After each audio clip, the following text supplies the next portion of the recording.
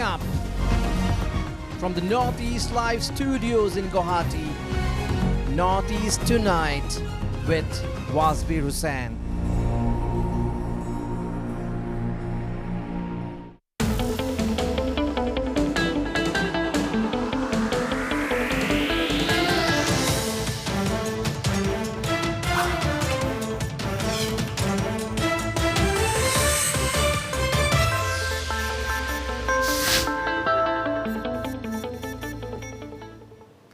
Hello and welcome to Northeast Tonight, the show that decodes the region. Tonight, we are going to discuss the road ahead to possible peace in Manipur, rocked by ethnic violence for more than a month now.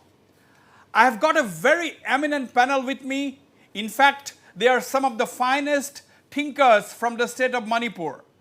But viewers and my esteemed panelists, let us first agree to disagree, because both sides have strong points of view and I am no judge to decide which view to go with.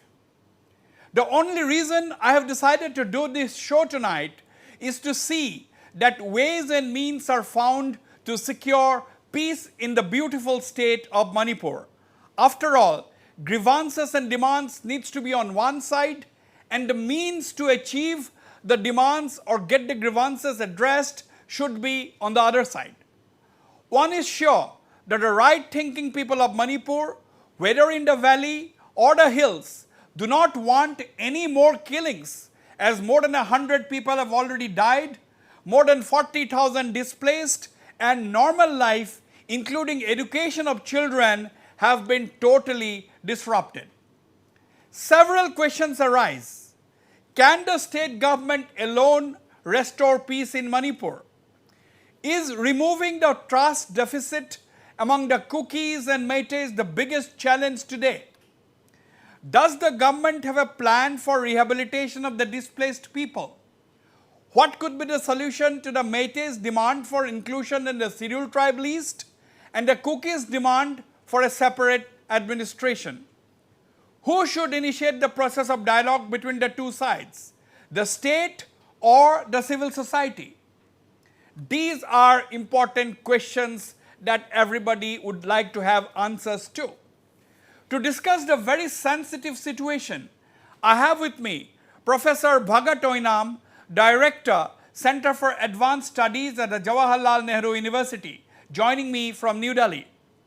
With me is Professor Kamkan Swan Housing from the University of Hyderabad, who is joining me from Hyderabad. Also with me is Professor Bimola Koizam from the Jawaharlal Nehru University, Delhi, and Dr. Namjahao Kipgan, Professor of Sociology at the IIT Guwahati, is with me at the studios in Guwahati. Gentlemen, welcome to Northeast Tonight. As I have said, gentlemen, you are some of the thinking minds from Manipur.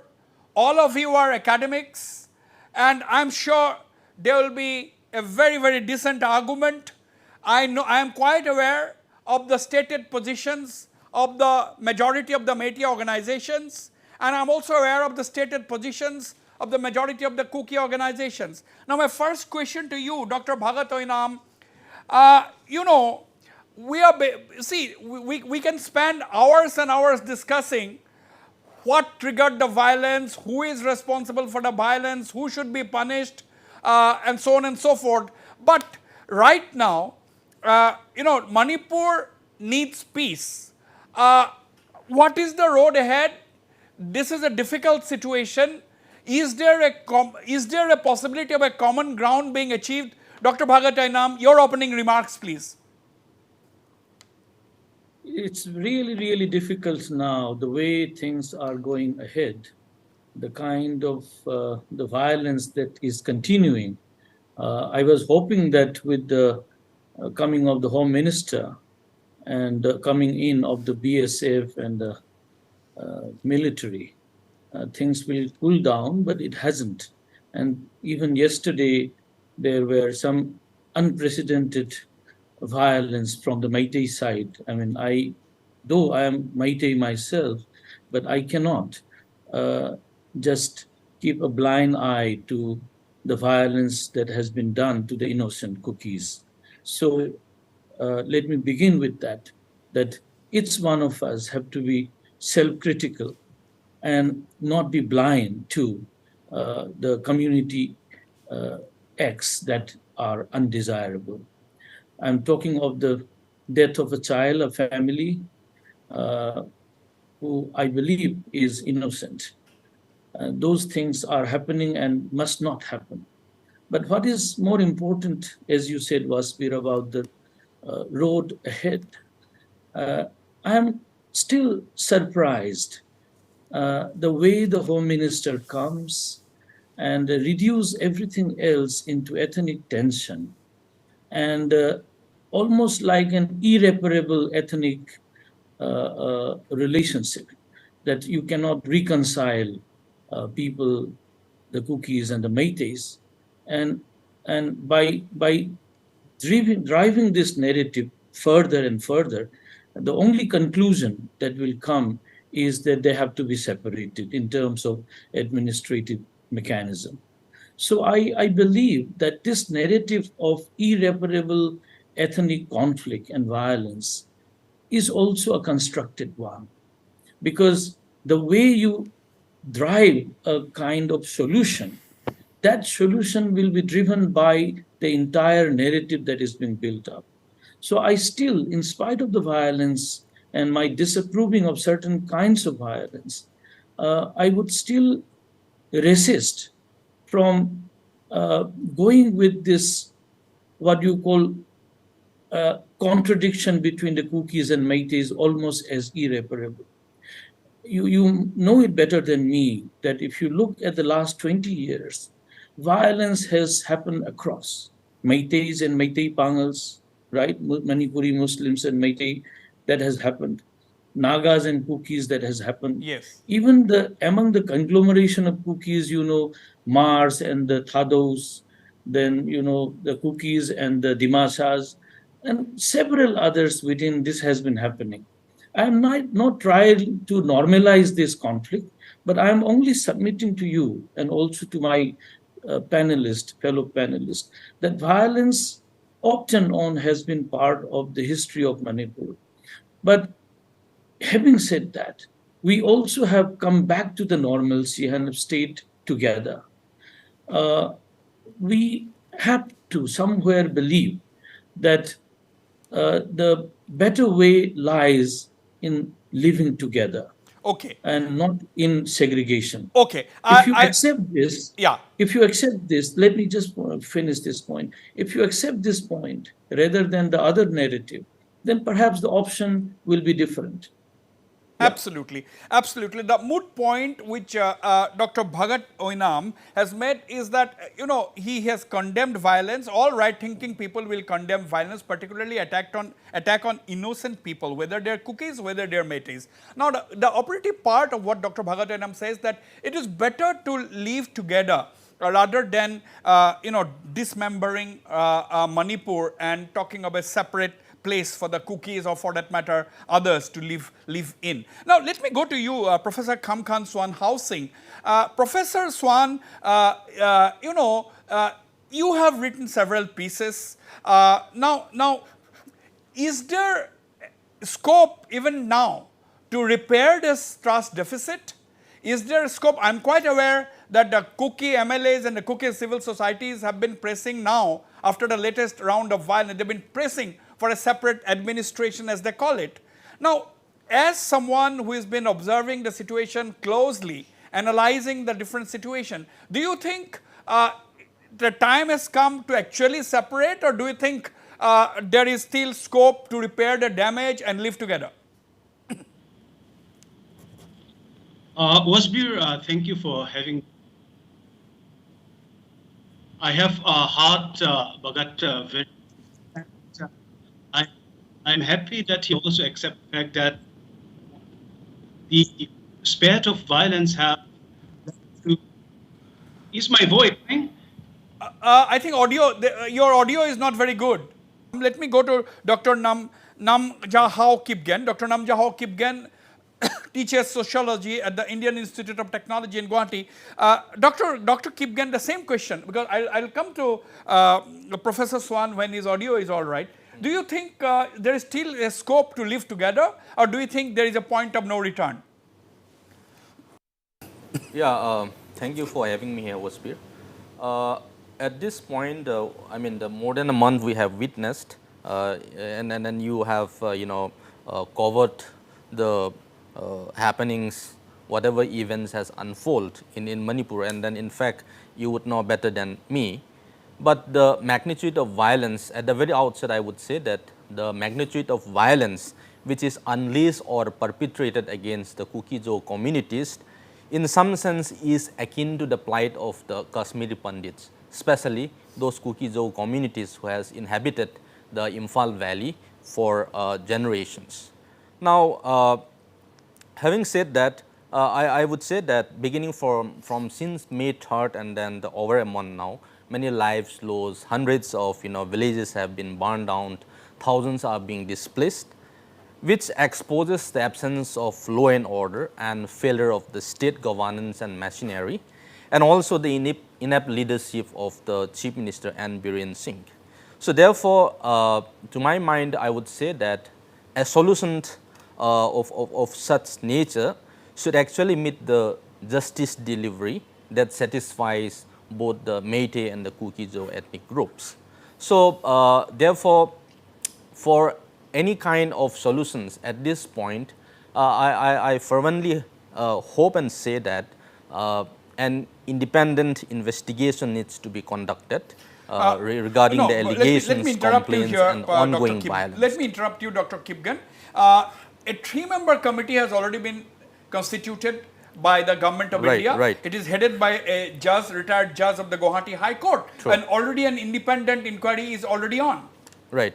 But then, the DGP who is a Kuki, the Pautinmang Dongalt, who has been stripped of his power from day one and has been replaced a few days back. Now, in that situations, don't you think the CM himself, who holds the post of the Home Minister, also should step down, and only then these investigations could come up with a feasible and a meaningful one. Right. Dr. Kipgen's point, Professor Bimal Akhoizam, Dr. Kipgen's point is that he thinks that there has to be an independent inquiry. Fine, then independent inquiry is already in place by a retired judge of the Guwahati High Court and 2 other members. He said that when the DGP Dongal, who is a Kuki, he was stripped of his responsibilities from day one. Now, Dr. Kipgen's argument is that by the same logic, the Chief Minister should also step down for a fair inquiry. Professor Bimal Akhoizam, your thoughts, but that is a specific point. But my broad question to you is that whether repairing the divide or bridging the divide, whether it is possible even now, according to you? First of all, thank you, Wasbir, for having me in your program. Times like this, it's also nice to see, some of the academics being sitting here together, though unfortunately I must confess that some of our academics have been also part of the same politics that have led to this violence for a long, long time. And if I have to be honestly admitted to that kind of thing. So academics are not free from this political game that has been played out. And my 2 questions that you have raised, one is on the specific points on the inquiry. The other one is the road ahead, so to speak. Is it possible for us to have I think the answer is an affirmative and a big yes. There's nothing inevitable about separations. There is nothing inevitable about, the fact that we have to leave separately kind of an argument. As long as human beings are there, as long as we are human beings, it is within the choice, the exercise of the choice of the individuals. You need to know that atrocities, even of the highest kind, have happened in the history of the United States, for example, or in Africa. There's always a reconciliation move, and justice and reconciliation move. That is possible. So one thing must be very clear on this thing. And I think this answer should also link immediately to the idea of the inquiry. any form of justice delivery must have an accountability being fixed for violence which have been listed on the state. And too many propagandas and misinformations have been going on, and continue to say it on national media. You should clearly know, any sensible who has an iota of an honesty, if you look at the coverage of the issues, everything is galvanized against the Meiteis. I have no doubt about this. It is not part of being blame game. Right from the day one, from the 3rd May till today, if you do an analysis of the newspaper report across the country or television content, you will find how this misinformation has been going on. And, that must be fixed. All these things can be fixed, and hopefully by this judicial inquiry, whether be it Meiteis, be it Kukis, or whoever is responsible for this violence, must be held accountable. And the sequence of events, as the terms and conditions of the Judicial Commission has already laid out, I'm happy that, and I'm hopeful that if they do a proper and honest investigation, you will get to know what is truth about beyond what has been reported in the newspaper so far. And I can tell you that any inquiry which is honest will be mapping out the sequence of events. Right. And that finding would be a stark contrast to the kind of reportages that have been going on till date. Right. I'll And come as for back. just one point you have said about this resignation of the CM and others, I must tell you that the state government, to my mind, is a proxy government. And it is the union government who is calling the shot, the advisory being held and the people being removed. I don't know how much of the power is being exercised by the state government so far.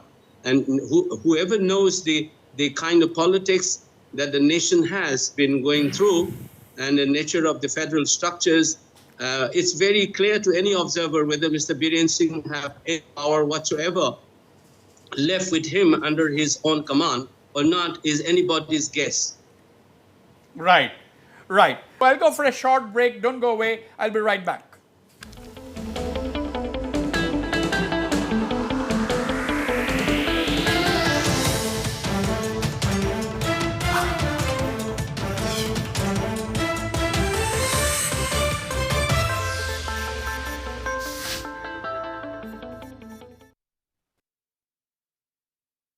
Inviting you to participate in Sri Jagannath Rath Yatra 2023, Chariot Ride of the Lord of the Universe, June 20th, 2023, Tuesday, 3 p.m. onwards. Chief guest Dr. Himanta Biswa Sharma, Honorable Chief Minister of Assam.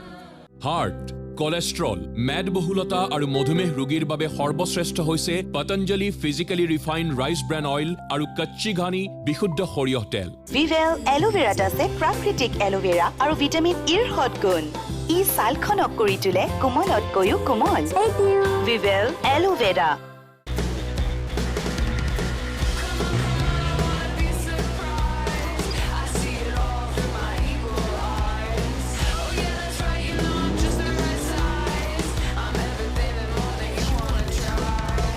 শিশুৱে সাধাৰণতে গাখীৰ নাখায়, সেয়ে ভাৰতত প্ৰথমবাৰৰ বাবে আমি গৰুৰ গাখীৰৰ পৰা প্ৰস্তুত কৰিছো পতঞ্জলি দুধ বিস্কিট, আৰু সেয়াও ময়দা, কলেষ্ট্ৰল আৰু ট্ৰান্স ফেট ৰহিত। পতঞ্জলি দুধ বিস্কিটৰ এটা পেকেটত আছে 1 কাপ পৰিমাণৰ গৰুৰ গাখীৰৰ স্বাস্থ্যকৰ সোৱাদ।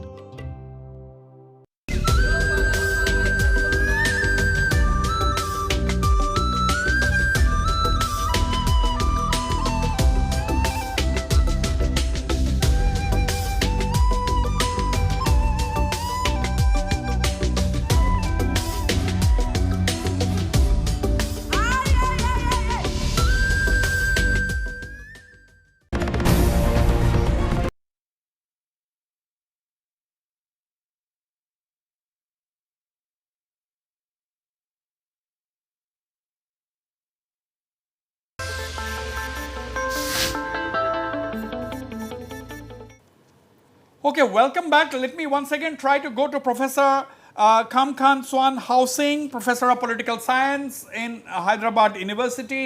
Professor Swan, my question is simple question. Can the Kukis and the Meiteis live together or not? Is there no other way? Why are the Kuki organizations demanding a separate administration? Can the trust deficit be removed? I think, Wasbir, it depends on the willingness of the political leadership and the kind of. Please switch off your speaker. You are switching on your. Is it working now? No, it's not okay. Anyway, we cannot go to Professor Swan unless it is fixed. Let me once again turn to Dr. Bhagat Oinam. Dr. Bhagat Oinam, now 40,000 troops on the ground. 40,000 troops on the ground, army, police and the paramilitary, and yet there are so much of violence. Do you think it is only the responsibility of the state government to restore normalcy, or do you think the civil societies are equally responsible? But both sides we have heard, the civil society on both sides are not helping in any way to restore peace because they are adopting very, very hardline positions. Now, what is the meeting point? See, Wasbir, Bimol made a very interesting point about what he said, failure of the state. I will not call it as a failure of the state, but it is a deliberate ploy by the state, particularly the central government, to be indifferent in spite of all these military and paramilitary forces, troops being brought to the state of Manipur. Why does the violence still goes on? This is a question that normally comes to any ordinary citizen. And we have also heard several complaints, and from the victims' side, particularly from those Meiteis whose houses are uprooted from the peripheral part of the valley, that Assam Rifles has remained a mute spectators. Now, this being a mute spectator for quite some time, I don't know whether this was defiance of the high command order by the cadres, or is it the high command themselves who advises them not to engage into any sort of a confrontational position.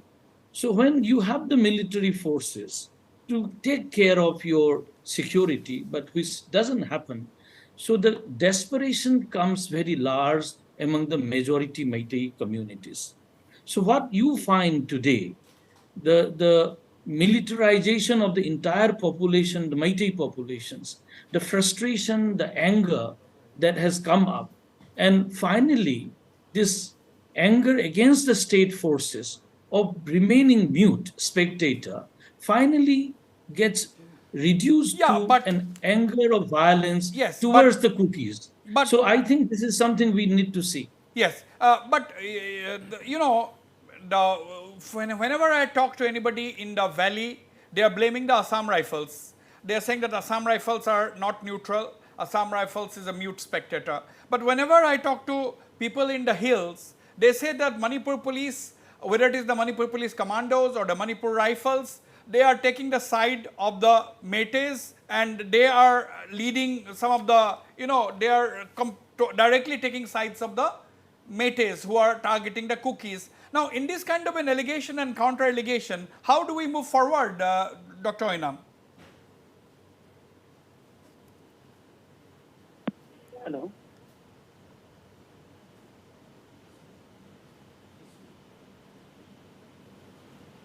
Okay.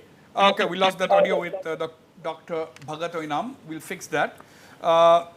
Okay, I'll come to you, Bimol Akoizam, and I'll come to you also, Dr. Namjahao Kipgen. But let me try my luck once again with Professor Swan. I don't know, my producers are not telling me anything at all, with whether he's there or not. Okay, Professor Swan, your comments. Yeah, can you hear me now? Yes. Go ahead. You see, I am amused by the victim card that Bhagat and Bimol face, as if the Kukis as propagandists or as rioters have unleashed a chain of riots in the state. After all, let us understand the fundamental cause of this mayhem, which is an institutionalized riot system from the very start. And until we have the audacity to call out a spade and the truth about the cause of this mayhem, I do not see any end to this madness. And look at the series of violence, offensive strike that the police commando, with the help of the Assam Rifles, for example, conducted yesterday in a village called Tingkangpai in Sugnu Chiro village. You have, a bulletproof Casper vehicle being used in the pretext of combing operation of that area.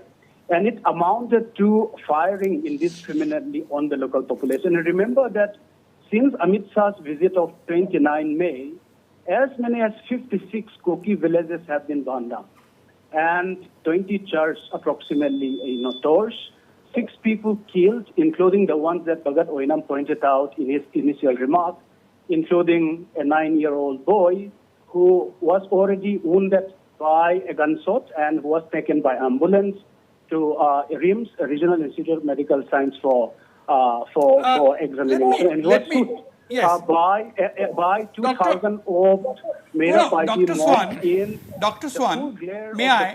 Dr. Swan. This is unprecedented. Yeah, unless agreed. Dr. Swan. Can I complete? No, Dr. Swan, you see, these are day-to-day incidents which our channel have been covering. Now, my question was very simple. Kuki leaders are demanding a separate administration. Do you think there is a way out? Do you think there can be a meeting point? Because at the end of the day, everybody says that Manipur should not be disintegrated and everybody has to live together. They should try to live together. Do you think dialogue is the way out? Do you think there is possibility of dialogue between the Kuki groups and the Meiteis in the valley? That's a simple question to you.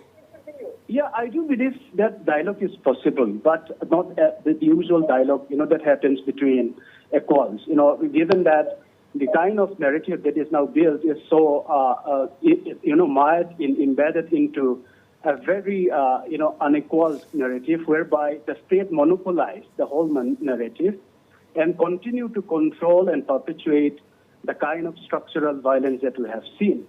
I think so long as this continues, and unless the chief minister who continues to hold the home ministry is dismissed, because he, in effect, his integrationist and majoritarian leadership is solely responsible for this mayhem. So until and unless that is accepted and the census takes stock of this, we cannot just, hide on the false pretext of saying that it is not the state government but the central government which is called the shot at this juncture. I don't see any possibility of meaningful dialogue happening, because it would be a very atrocious autocracy of the majority that is being, ridden roughshod against, the helpless Kuki minorities. Right. Let me come to you, Professor Bimol Akoizam. Bimol, Professor Swan has said that dialogue is possible, but it cannot be an ordinary dialogue. It has to be several notches up. Different approaches needs to be taken. Now, who should initiate this dialogue according to you? Because the state government is not trusted by the Kuki organizations and the Kuki people, and therefore, do you think the civil society should take the initiative? But we must also take into account the fact that even the civil society is polarized. Do you think it's a much difficult challenge to have a dialogue now? What do you think?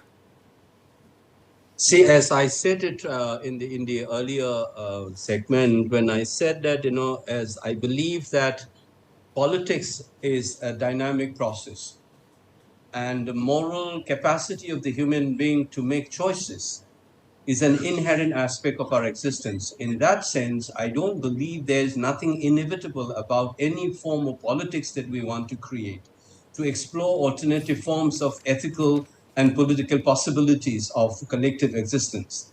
So I will not have a presupposition that it is inevitable and therefore it has to be it has to take a particular form, which I don't buy that kind of an argument. And it's very clear from me. And the second part, as you said, the lack of trust. I think one of the things that you must realize is that, as in a very classical sense, when the state has failed to perform its responsibilities. When I say state, Wasbir, let me clarify that it's become a very propagandist to call it the government of India or the Manipur government, whichever you find convenient to argue. I'm arguing state in the sense it is defined in Article 12 of the Indian Constitution. It means your legislative bodies, be that state assemblies or the parliament or the government, the executive, meaning the government of India, the government of Manipur. You can't throw away these institutions. You can't delegitimize these institutions. And they must take their own initiative. On the other hand, the intellectual civil society members must also take their own initiative. When hundreds of years of any oppressive structures can be reconciled through truth and reconciliation, why do you say that there is nothing possible for a collective coexistence? That is a very, very sad positions to take. I mean, that dialogue must be open to all possibilities. And any possibilities, you should be ready and then engage with it. You do not have presuppositions and then pursue your political game, even when the bloods have not been dried out. I've been hearing that it is inevitable. Let me complete one more second. You remember that it's a very convenient narrative to say that this violence has led to the inevitable position. But if you look at an analysis of the historical issues about this, it has, in fact, this violence is only one event, and I suspect that it might even be a pretext to serve a larger political goal which has been pursued for decades. And I think that will come out very clearly if we do. But I think I'm appealing is that the human tragedy must not be used for dirty political gains. Absolutely. Both sides, people have been uprooted, people have been killed, and in this weather, the monsoon this thing is coming in, people are going to be homeless, and the educational institutions and everything is in jeopardy. I think please handle this first to move ahead. Please focus on this. Right. I think we should be a little human about these processes as well. Absolutely. What Professor Bimola Koizam is talking for the broad humanitarian aspect of this crisis. It is much beyond politics. It is much beyond somebody's personal interest. It is absolutely a human tragedy. Yes, Professor Swan, you want to say something? Professor Swan, yes. Yeah. Wasbir, I appreciate, the angst and, the desire of Bimol and, the defenders of the interests and rights of states to protect territorial integrity. This is well taken because I do see that there is full justification and legitimacy in making such demand. But in the Constituent Assembly, as some of these defenders of state rights and the very idea of democracy has pointed out, the idea of legitimacy of the state has its own limits because, after all, the state is, conducted on the politics of the governed. And if certain segments of the governed are pulverized and sought to be annihilated, look at the kind of, threat that Pramod Singh, the Meitei leader, who has been considered to be one of the marionettes used by the integrationist and the majoritarian agenda of this present government. You cannot possibly, have a free, even-handed dialogue, and you cannot possibly expect when a particular oppressive regime play out the framework of talks, as it were.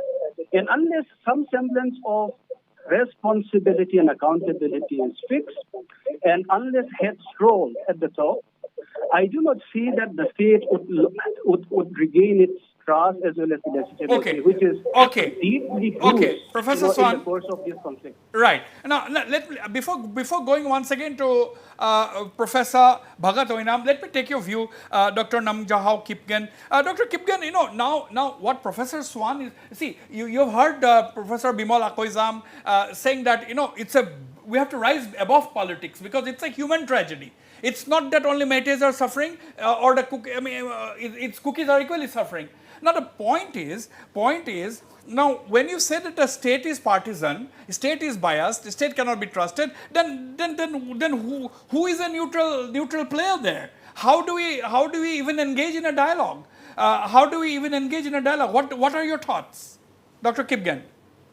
What we could actually see is that since the visit of our Home Minister, there's an appeal for normalcy and peace.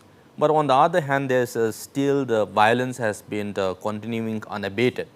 And in much of the scenario, we could see that the Kukis communities are always on the defensive rather than the offensive. So therefore, we could actually sit here comfortably, talk about peace, the road ahead, and so on and so forth. But Yeah. what actually goes on in the ground reality is, something which is bothering us and then disturbing us. In fact, yesterday in the wire, the Meitei Lipun chairman, Mr. Pramod Singh, actually made a very disturbing statement, saying that given a chance, we will try to blow and swipe away 15 kilometers towards Kaunpi, the district which I belong to. So this, in some sense, which in the organization which is also a perpetrator and then very much actively engaging in this current ongoing unrest. So in such a scenario, I don't see any sort of solution coming so easily, because the hatred within and then the kind of animosity is so redent and so penetrated so deep that it is very much impossible to really even think of coming to a negotiation.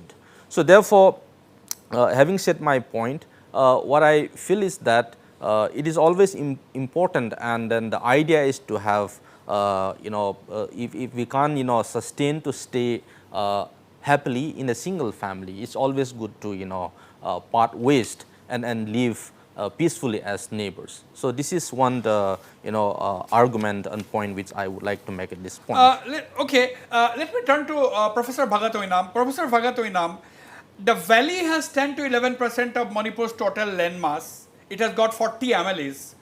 The hills comprise 89 to 90% of the state's area, only 20 MLAs. Do you think it's something to do with this feeling of discrimination that has been going on for a long time? Somebody who is occupying 80 to 90% of the land mass and having 20 legislators, and valley areas where just 10% or 11% of the land mass having 40 MLAs. Do you think these are some of the reasons, or do you think the Kukis are saying that Meiteis are an advanced community, already advanced, they have a well-established history and civilizational culture, and now giving them tribal status will deprive the Kukis of their dues? How do you look at these arguments? Okay, let me be, there are 2-3 issues that you have flagged off Yes. for me. First point is Meitei society is fairly complex. It doesn't have a homogeneous voice. So the voice of, for instance, Meitei Lipun is not necessarily the voice of the entire Manipur. And this is a tradition within the Meitei society that we have had different viewpoints, sometimes complementing, sometimes contradicting. But people do exist together. So that is something that other hill tribes could learn from the Meiteis, to have their own viewpoints yet live together. Secondly, on the issue of what you call 10% versus 90%, this is a long story, an old story, and 60 versus 20. Now, one should see that 90% of the land in the hills, of course, I agree that all the entire 90% is not habitable because there are reserve areas, reserve forests, and protected forests. The whole issue escalated of using those reserve and protected forests. This is one. The second is the 10%, or 11% you call the valley. You have the river, you have what you call the lake, and many others. And this percent, what you call 6-7%, is habitable for everyone. It is not exclusively for the Meiteis. Anyone can buy a land. So it is not about Meitei land or a tribal land. Let us not put it in that way. Whereas in the hills, it is a scheduled tribe communities who resides, and Meiteis, being a Meitei, even I cannot go to the hills and buy a land. Whereas in the valley, it is open. It is like any other place in India. This is one. Second point, and third point is on the representation. So 40 seats that you say, in fact, it is 41. Kangpokpi one side is also unreserved. So 41 seats are not reserved for the Meiteis. 41 seats are unreserved seats. A Kuki can come and contest. And Nepalis have contested and all even won from the Kangpokpi area. Whereas the 19 seats in the hills are exclusively reserved for the scheduled tribes. Meiteis cannot go and contest election there.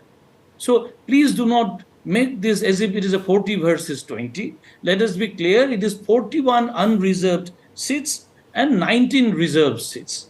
So all the time putting it as, Meitei versus the tribals is a very bad politics and propaganda. Finally, can you, as you know, yes, Wasbir, the entire Northeast MPs, how many it would be? Assam has 12, I believe. 40. So it will be Assam has 40. Some 20, yeah. So how many it is? It is 20. It is far lesser than the MPs of Bihar and UP.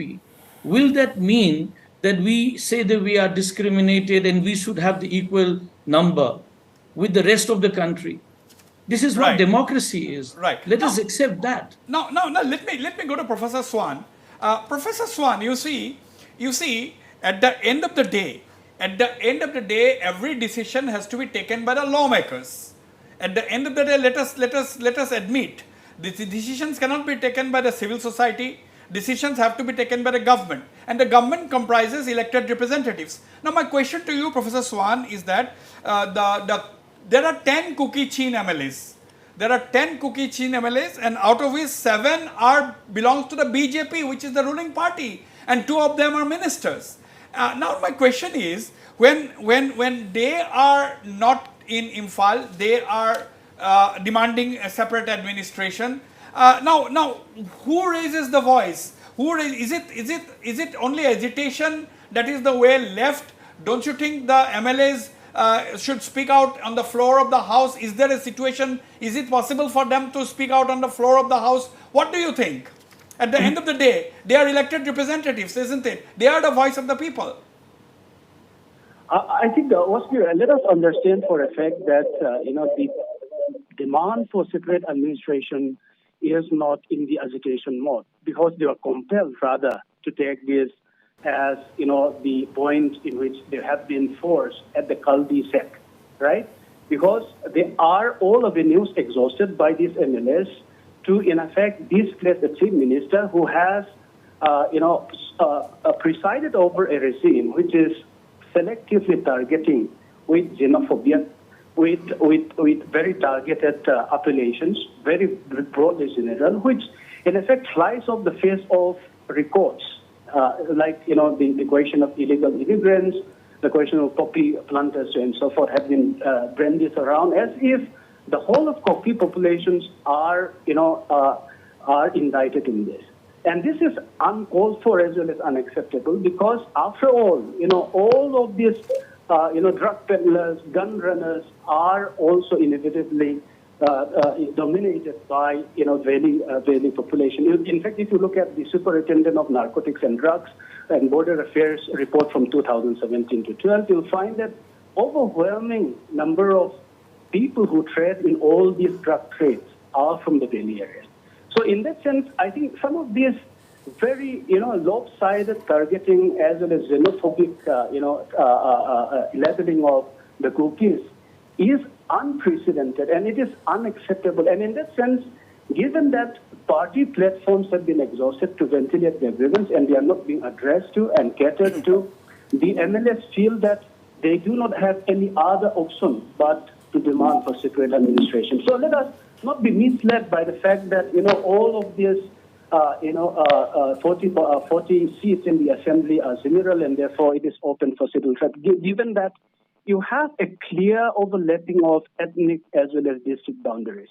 And remember that This is a classic case in which all these boundaries overlap to the extent that it is meaningless to talk about general categories when there is no chance, after all, of candidates contesting from the scheduled tribe community in the valley areas or vice versa. And that's one. Another point which has been, belabored by Bhagat and Bimol is the fact that these hill communities, unlike the Indian communities, have been given, access to valley areas, whereas the valley areas, people are not allowed any access of, land ownership rights and so Okay. forth. Now, Even the extensive exchange of population, the extensive scale and extent of population exchange have demonstrated that this is a myth.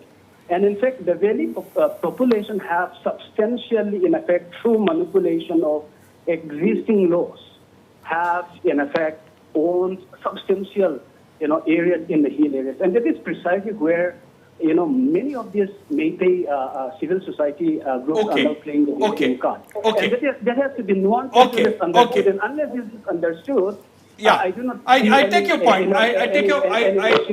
You have made your point, Professor Swan. You have made your point. Let me turn to Professor Bimol Akwizam. Professor Bimol Akwizam, when another narrative that we hear from the valley is that even today, as we speak, there was this public convention by Kokomi, which is one of the leading civil society conglomerates in the valley. Kokomi organized a public convention that was very widely attended. Now, the whole convention was to come up with a strategy to fight, quote unquote, narco-terrorism, narco-terrorists. That was the moot point, one of the main points why this public convention was held. And now another narrative that Bimol we hear is that, there is a lot of armed people from Myanmar side coming up with guns and they are engaged in the fight. They are the cause of the firing. Now, if a large number of armed Myanmar men, whether they are Myanmar insurgents from Myanmar, now the question comes, we have a border, we have the border guards. Now, how do we explain this? Because this kind of narrative can create a lot of complications, isn't it? How do you convince the people, whether they are Indian nationals, they are Myanmarese nationals, how the common people, how do you convince the common people about that? Wasbir, very quickly, first of all, it is very unfair to Suwan, particularly because his sound, I didn't get to hear whatever he said, so it's very unfair on his part, but he's not able to express in a dialogue. I must be able to listen to him, and I hope he listens to our voice at least. It is unfair to me as well. I don't know what he's saying, so I'll be shooting in the dark. It's not a dialogue because if I can't hear him. But two quick points before I answer your questions. The first one is about sitting here and talking about peace. Wasbir, I'm very clear on this. You don't expect me to join and aggravate the situation by quoting literatures, which I can do. For example, if I quote during colonial periods on forests, and Kukis are the greatest enemies of forests, as concluded by Keith in his report during the colonial period in the 30s. If I said the Kukis are the greatest enemy, it's not my words. It is a word of a forest officer assigned to do assessment of forests in the 30s in Manipur during the colonial period. If I quote this, and then many will jump that the Kukis are enemies of the forest, Britishers have said. So I don't want to aggravate. There are a lot of things one can say as academics. My job is to see whether there can be peace. Yes. And if one wants to join and then quote, and then I can cite examples after examples, don't expect academics or all of us to be warmongering and headmongers.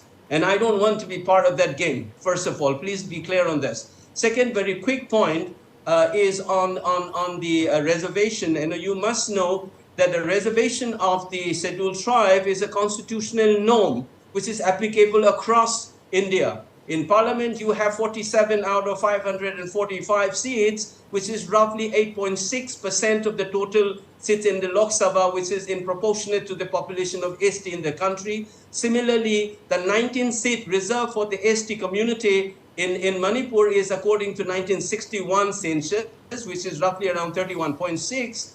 And then there is another scheduled caste seat. So 20 seats are reserved and 40 are open. Here, remember that in Churangchampur or in More or in Tengnopal, there are Meitei settlements. They are deprived to fight election because those seats are reserved for scheduled tribe. They only have the right to vote. I think please keep in mind this is a larger debate about this reservation on the electoral representative politics. And second point also, please remember that when you talk about cleansing of things, and we should not tell lies through the teeth, there are still Kuki household and colonies intact with Kuki settlements right in Imphal. I don't want to name and then people to attack those areas which is protected right in the heart of the city. Don't please argue that Kukis are no longer in the valley. But you might say that the Meiteis are no longer in Churangchampur and safely they are cleans from that area, and then you are demanding a separate state and so on, separate administration. That said, I said leave this politics for a while. Let's see and take care of the victims on both sides. Let's talk about peace. You want to fight it out, you can take it out on the table and fight it out for your separate administrations, your autonomy. Let's talk it later on. At least at this moment, please concentrate on this. Now, last, your question on illegal immigrants. You remember that illegal immigration isn't a problem in India, particularly in the Northeast because of the porous regions, porous borders that we have. It is an issue in Mizoram as well. You know that there is a famous Pope icon in Mizoram who was born but it came to Mizoram and it became popular. He was holding an Aadhaar card and it has been issued among the Mizos. Yes. And so why do we have separate standards? We should be having institutional mechanisms to deal with illegal immigrants. Do not communalize this. Let's address this issue both from the international decorums as an humanitarian project. I'm running. I have very little time. Issues. Yes, Bimal, I have very little time. I'm coming back to you, Professor Swan. But final comments from Dr. Kipgen. What according to you should be done to diffuse the crisis and head towards peace? Let's focus on this. Is the pointed question to you. What are the 2 steps that you would recommend for peace to return in Manipur?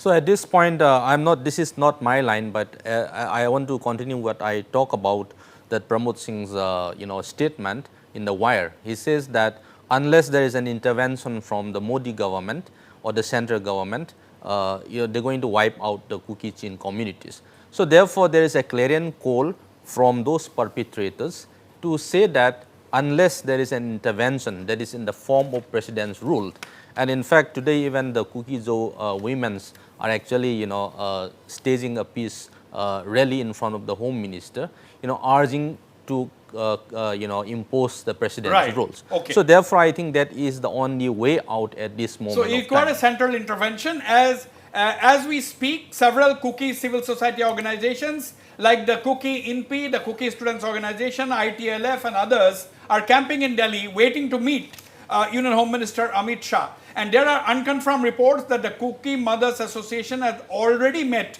Union Home Minister Amit Shah a short while ago, a couple of hours ago in fact. Now, Professor Kipgan is talking about central intervention. Your last words, final comments from you, Professor Bhagat Oinam. What are the 2 to 3 steps that you would recommend for peace to come back in Manipur? See, first thing first, the violence has to stop. Unless the violence stops, I think any effort towards the peace dialogue is not going to work out much. And that implies the violence that is happening in the valley as well as violence that is coming from the hills. And when I say this violence, I'm very candid, not siding with any of the groups, but the disarming of the Kuki militants is the first thing to be done. And review of the Sioux and non-Sioux groups have to be clearly demarcated out and seen. Secondly, the armed groups, even in the valley, whether they are arms taken away from the police station or they are having their own licensed guns, I mean, somehow this has also to be checked. Unless you check this too, both, peace talk is far, far away. And still far away is any form of a dialogue, any form of alternative arrangement that we can still keep for future to discuss. Right. Absolutely. Very clear-cut suggestions. Professor Bhagat Oinam is talking about disarming people who have weapons. Professor Swan, your 2 steps towards peace in Manipur, what are your recommendations? What is your prescription?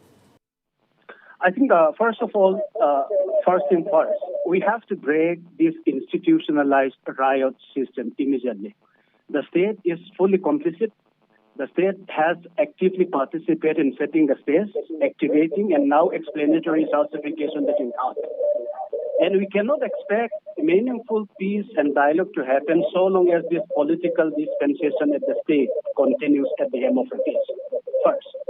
Secondly, I think there has to be a sincere effort to disarm terrorist groups in the valley. Remember that 6 proscribed terrorist organizations now use Arambai Tengol as their flag bearers. And unless the 4,000 automatic rifles and 5 lakh rounds of live ammunition handed over to these terrorist groups are not taken back and they are disarmed effectively, I do not see any possibility of peace happening. Thirdly, Okay. I think that Center should immediately intervene to stop this madness. President's rule should immediately be imposed. Okay. And Okay, you have made your until that is point. done, the present Professor political Swan, dispensation I've has completely run out of time. You are talking about 2 points. One, the weapons needs to be recovered and president's rule imposed that because you want a central intervention, violence needs to stop. Final comments from you, Professor Bimal Akoizam. What are your 2 recommendations for peace in Manipur? I think the first is that entire national media must keep on questioning why the state has failed to intervene despite the heavy presence of security forces. And that must be immediate call from the civil society across the thing without taking sides. Remember that, the major complaint against Assam Rifle comes from the Meitei, not from the Kukis. But yet in some media houses, they said that Assam Rifle was used by the central government to tacitly support Meitei and attack Kukis. That is a statement, the factual twist has been done. So I think across India, one must try to stop the violence, and the civil society and media must raise this question to press upon government of India and government of Manipur to stop the violence and follow up with this inquiry, which is 6 months and fixed responsibility. 2, I think the state, the union government, or any other goodwill mission from anywhere should set up a multi-layered platform for dialogues between academics, between civil society groups, among politicians. That must be initiated. But unfortunately, we have these entrepreneurs of conflict management who taking sides and then, putting fires to them, oil to these burning fires. Yeah. It's very unfortunate. I think media and civil society across India must raise their voice to stop the violence. Absolutely, without Bimal. pointing fingers at one way or the other. Absolutely, very valid points made by Professor Bimal Akoizam. In fact, Bimal talked about the national media, but unfortunately, let me put it on record that the national media just para-drops for the first 1 or 2 days, then departs and does nothing about it. Manipur is not in the headlines, unfortunately, although people from both sides are suffering. And that is where Northeast Live, we are trying our best to come up with the coverage from both sides. Of course, we are facing the allegations of being pro this and pro that, but that's not the case. Let me assure our viewers that we are trying our best to bring both sides of the story into the focus for the authorities, for the policymakers to understand the situation. And that exactly is the reason why we had the finest academics from both sides to be present on this show. I am grateful to all of you, Professor Bimal Akoizam, Professor Swan, Professor Bhagat Oinam, and Dr. Kipgan for giving time from the busy schedule to participate in this discussion. And I would request, on air, I would like to request all of you to join in similar discussions a couple of days from now so that we can have some sane discourse. In this kind of a situation where the civil society is polarized, where everyone is polarized, the political spectrum is polarized, I think we need voices like yours to see reason. And yes, you have to put your respective point of view across, which you have done. But at the end of the day, we also need to see reason so that peace returns to this beautiful state called Manipur. Thank you very much, ladies and gentlemen, for watching the show, and thanks to all my panelists for participating in the discussion. Good night and goodbye.